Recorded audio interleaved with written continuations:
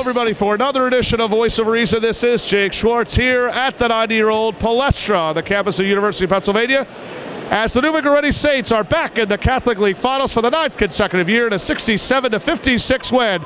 They knock off the two-time defending Catholic League champion Roman Catholic Haolites thanks to a second-half performance by Damir Kasi-Roundtree, headed to Villanova University with 19 points. Seth Lundy for Roman Catholic on the losing end led the way with 20 points. So New Vigorelli has punched its ticket into the finals for the 9th year of the Catholic League playoffs. They'll meet either Archbishop Wood or Archbishop Ryan. That game is next, and it's right here on another edition of Voice of Reason. I'm Jake Schwartz. Stay tuned again for post-game reaction. Archbishop Wood, Archbishop Ryan. Who will meet New Vigorelli? We'll find out in 32 minutes.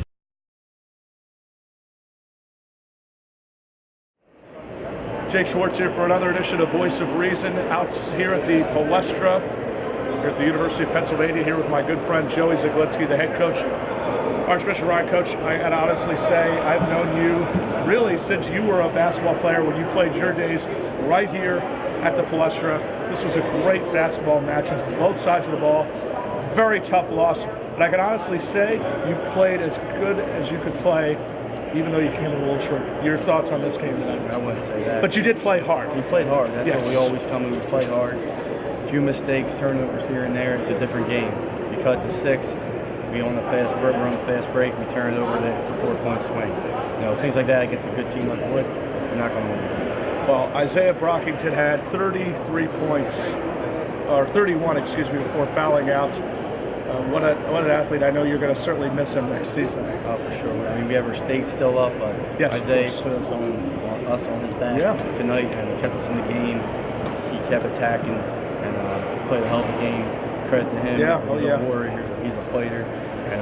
And I know you said hell, but we'll let that go because I know you're very upset about that. But exactly. I can honestly say, like I said, I've known you a long time. I've watched you grow from a young man into a guy with, you've always had an unbelievable basketball type of IQ. What is the future, and again, you still have states coming up, what does the future hold for Archbishop Ryan basketball? You know the future is bright with a lot of good talent coming back. Bryan, Jaquil Stone. I know you're going to, you still have Matisse, I believe, for one more year. No, he is a senior. That is correct. So we lose a lot of talent, so but we have some young guys that are going to step into those roles next year, and we're expecting to be back here every year. You know, that's our standard now. That 2 in a row. We're going to try to keep it rolling, but first we have states. We're trying to win state championships, so that's our next focus. Always a pleasure to see you. Go ahead and congratulate you. It's a heck of a performance that you had. You know that I have, like I said with Joe Zeglinski, you know, I've watched you from really when I was almost actually taller than you when you first came into high school. Tonight you put up 31 points in a losing effort. Again, my hats go off to the performance you had. It's not really a surprise. It seems every time I watch you play, you just get better and better each minute. I've always told people that the best all-around Catholic League Player of the Year is Izaiah Brockington. And that tonight certainly shows why. Your thoughts on this game, and even though you came up a little bit short in the Catholic League, you still do have states coming in. You know, we just have to stay focused, and, you know, we got to let this one, you know, it's going to sting for a little bit, but, you know, we just got to get back in the gym, get refocused, you know, and make a run at the state title. You know, that's the goal. There's a lot of basketball as mentioned in your blood. No, I'm not mentioning your stepfather, even though I think very highly of him, and I know he can hear me in the background. When I think back to what the Brockington family means, I think back to your father, Antoine Brockington, who was a star at Coppin State University, played his ball right here in Philadelphia. It seems like you've made a name for yourself here in this city as well. 4-year starter at Archbishop Ryan. What is it like playing in this league? Because it seems like every night anybody can win.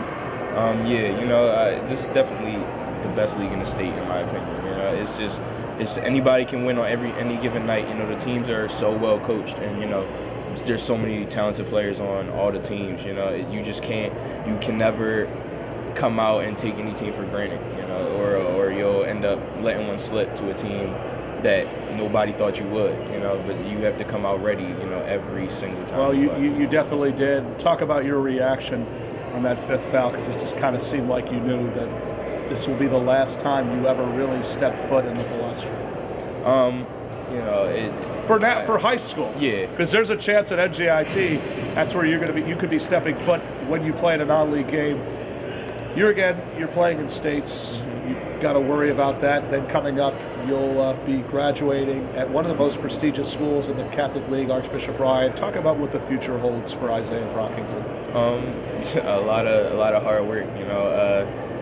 My high school career is not over yet. No. But when it is, I'll just be working out, getting ready for to take the next step. And go to NJIT and show my skills and hopefully. Just fight for those moments. Ryan again falls a little short, 75-66. This young man here next to me, Izaiah Brockington, shows why he is one of the talented players in the Catholic League. He finished with 31 points. Izaiah, always good to see you, my friend. Back here at the Palestra, the historic University of Pennsylvania building, over 90 years old. Jake Schwartz here for another edition of Voice of Reason. And Archbishop Wood has made its punch into the Catholic League Finals for the first time in school history, joined by three. I like to think of them as the three-headed monsters who have really gone from freshmen all the way to the top. Matt Cerruti, transfer from Lower Moreland High School, Keith Otto, and Collin Gillespie. Gentlemen, congratulations. We'll start with you. 33 points tonight. You got to be feeling pretty good. Another big performance on your part against one of the top scorers in Izaiah Brockington. I know we talked about this in the press room, Collin, but what does it mean to go at least from one good guard to another decent guard in Quad A Green coming up Monday night? It feels good. I mean, just getting there is like an accomplishment for us. We're not done yet. We want to win the championship. We're just not here to we're not just here to get to the flash strike and be in the semifinal game. We're here to win it. This is year number 4 for John Moscow, who, again, he was at Newman already over 15, if not close to 20 years, has still a great relationship with head coach Carl Aragiel. Tonight, you, again, as mentioned, insure him to go up against his good buddy Carl Aragiel. What do you think that feeling is going to be like when those two take the floor on Monday night? It's going to be a war. He'll enjoy it at the end. Well, hopefully. Well, that's what he's hoping. That's what you're hoping. Yeah. That's what everybody's hoping. He'll enjoy it at the end, but I think it's all business going into the game. I think he'll be ready for a fight. Hopefully we can win. Matt Cerruti. I'm doing great. Good to see you again. Collin Gillespie, if you'll wait just a few minutes. Good to see you. How are you feeling these days? Going to the Catholic League Finals for the first time in school history. What does that feeling mean to you? About that action, boss. I would hope so. Talk about the transition. You come from a school like Lower Moreland. You're in the Philadelphia Catholic League. You play like you said in the press room earlier, probably the most decorated building, not only in the city, but maybe in the entire country. What did that feeling mean when you stepped on the floor tonight? Yeah, it kind of took me back when I stepped on the floor, seeing all the fans here, playing with all my friends. It was like a rush of excitement, but then we kind of settled in. It was just another game. Well, like I said, you're headed to play against Newman Goretti, and you're going to play alongside your AAU teammate Mike Millsap on Monday night. Most importantly, you'll play against Quad A Green and Damir Kazmirachu. Likely you'll be playing in front of college coaches like Jay Wright and John Calipari on Monday night. What's that feeling going to mean for you to play in front of some great college coaches? It's pretty awesome, though, isn't it? Yeah, it's really cool just playing in front of some of the best coaches in the country. Especially when we have a point guard going to Villanova. That's true. Yeah, that is true.